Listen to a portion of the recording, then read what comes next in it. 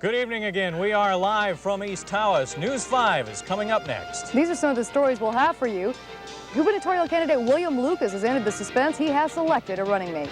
And the buses are back rolling tonight with a Saginaw transit system, but the union contract is far from being settled. We'll also have a couple of stories up our sleeves from the Tawas area. Join us for all the day's news, weather, and sports next. Good evening, everybody. I'm Jim Kiertzner along with Marion Strozier. We are live from the Tawases. What a place to do a newscast. It's beautiful. It's a beautiful afternoon. We're doing something a little bit different today, as you probably have guessed. This is the first time we've gone live from a location this far away from our home base since I've been working for the station, and a lot of things are going to be happening this afternoon. On to other news tonight now. Saginaw's transit system started rolling again today. After more than 50 days of being on strike, bus drivers and other transit system employees. But as Joe Wellington reports, everything is not settled as far as the union contract is concerned. One of the biggest problems facing small cities in the United States, including the Tawases, has traditionally been how do they keep their economies healthy.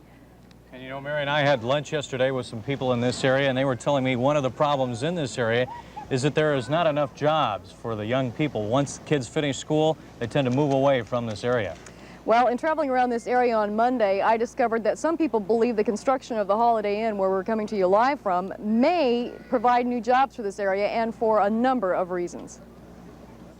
And still coming up on News 5, perhaps Mid-Michigan's most precious resource finding its way from here into your home every day. Here's a hint. It's right behind us. And Chuck Waters is right over there. You know, sometimes it seems we tend to take the water for granted around here. You know, that's true, especially around here. There's plenty in which to play, and there's always water at home when you turn on the faucet. But it wasn't always that way. Take a look. For the first half of this century, the vast water supply in the Great Lakes was untapped.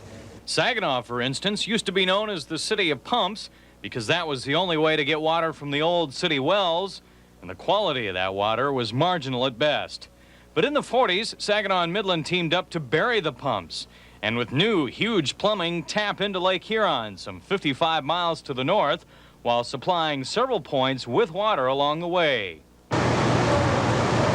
Today, that system is still running strong, pumping some 100 million gallons of water a day, so that the water is there when we turn on the faucet.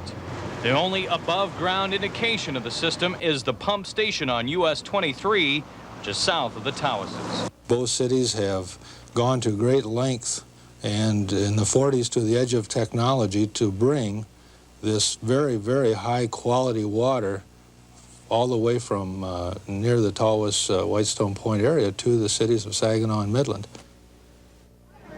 And Marion, it will be many, many years before there's a shortage of any of this water behind us. I guess so. Chuck, we're trying to decide whether your crowd out on the dock is bigger than ours here up at the hotel. It's great. Lots of people all around from all over the area, and as we know, there are a lot of reasons to come to the East Tawases.